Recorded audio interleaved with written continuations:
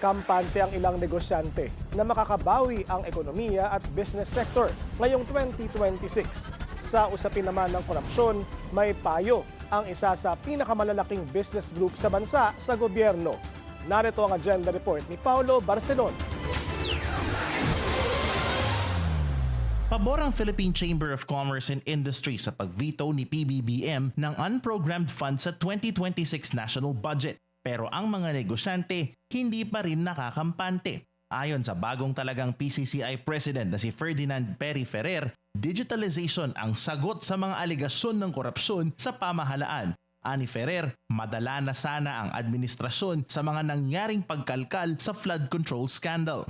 It's important, even more important, to check the cost of the project. You know, for example, there is a road project and you allocate 3 billion pesos. That's the easy part.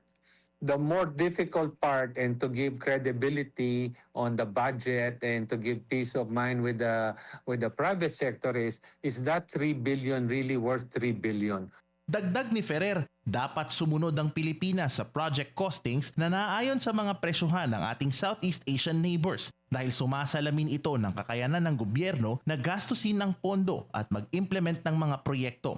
Ayon pa sa PCCI, kung nailagay lamang sa digitalization ng bansa ang mga nakulimbat na bilyones, malaki sana ang maitutulong nito na pabilisin ang economic growth ng bansa.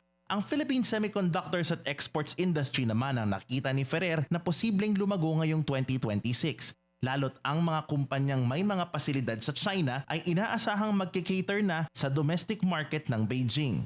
We need to attract more of these companies who are regionalizing and looking for where they can transfer their export made in China manufacturing to serve the other countries.